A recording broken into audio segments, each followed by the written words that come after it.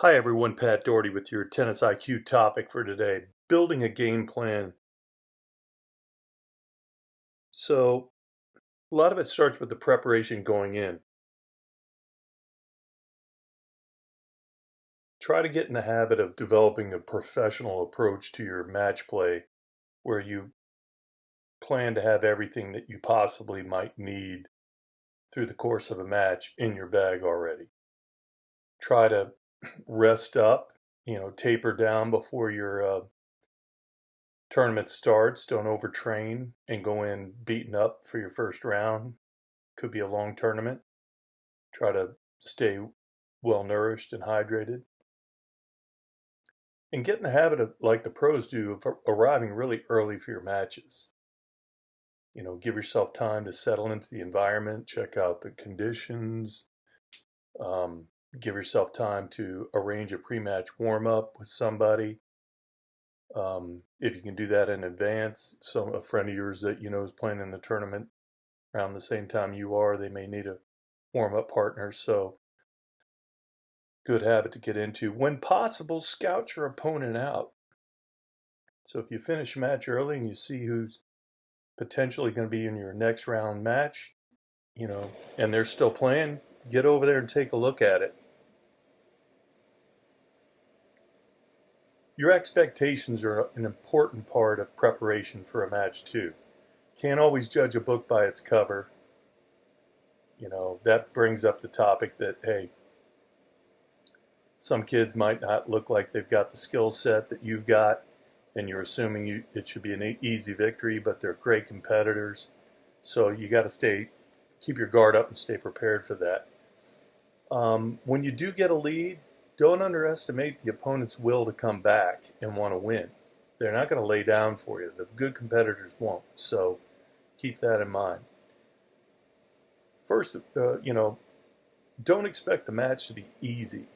A lot of us try to visualize playing great and everything going our way, um, no cheating, whatever.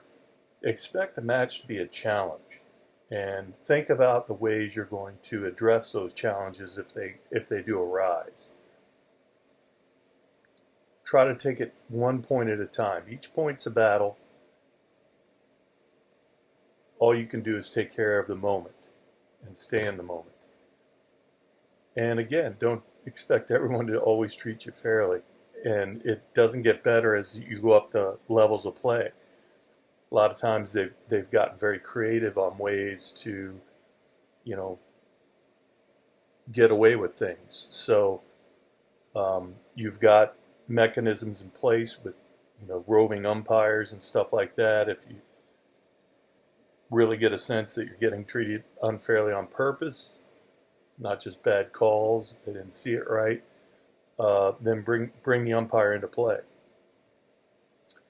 Be fully committed to win every point you play. This is a huge thing that you guys can all clean up, where you're not, just wandering into a point without having any preparation or plan for how you're going to play that point, or the energy and intensity required to come into that point strong from the very first strike. So take care of that. Make consistency a goal for every point. If you're the player who never breaks down first, you're probably going to end up winning that match. So it's not about hitting a ton of winners, as much as it is taking care of unforced errors and things that just happen because you didn't come into the point fully prepared to play with an objective of being consistent all the way through. Learn to recognize when good defense is required. You'll have your opportunities to dictate play with your offense, but you have to also keep in mind that, I have to acknowledge when my opponent struck big, and I have to be able to just stay alive in this point. And by not trying to force defensive situations into an offensive strike can help you clean up a lot of those errors. One of the main things is force your opponent to have to outplay you to win. And that means make the opponent have to earn what they get. That means they're either hitting winners or forcing errors out of you. And when that's the predominant outcome that's happening in a match, you're getting a good lesson from somebody who's capable of outplaying you. So you want to pay attention, stay engaged, and learn from that.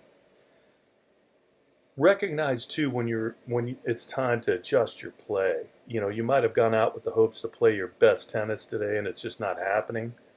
Well, don't wait too long before you recognize the fact that you're giving way too much for what you're taking home for yourself. So adjust the way you're going to play there.